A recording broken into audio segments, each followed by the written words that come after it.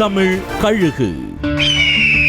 சேலம் பெரியார் பல்கலைக்கழக ஃபார்முலாவை அண்ணா பல்கலைக்கழக விஷயத்திலயும் எடுக்கிற திட்டத்துல இருக்கான் ராஜ்பவன்.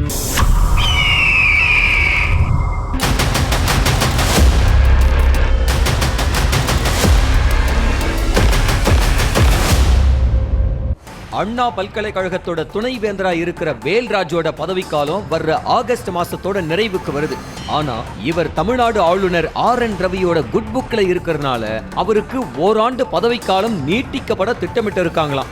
எப்படி சேலம் பெரியார் பல்கலைக்கழக துணைவேந்தருக்கு பதவி நீட்டிப்பு வழங்கினாங்களோ அதே ஃபார்முலாவை அண்ணா பல்கலைக்கழக துணைவேந்தர் விஷயத்திலையும் எடுக்க திட்டமிட்டு இருக்காங்களாம். ஆரம்பத்துல அண்ணா பல்கலைக்கழகத்துல பணியாற்றியது போதும், வேற மாநில பல்கலைக்கழகங்களுக்கு போலாம்னு திட்டமிட்டு இருந்த துணைவேந்தர் வேல்ராஜ சில பேரு நீங்க வேற எங்கேயும் போக வேணாம், இங்கேயே இருங்க அப்படின்னு ஆலோசனை கொடுத்திருக்கிறாங்க.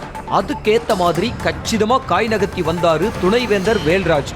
அவர் நினைச்சது போலவே ஆளுநர் தரப்பிலிருந்து நல்ல செய்தி வந்திருக்கான். அதுக்கான அதிகாரப்பூர்வ அறிவிப்பு அடுத்த மாதம் வெளிவரும்னு சொல்றாங்க ராஜ்பவன் வட்டாரங்கள்.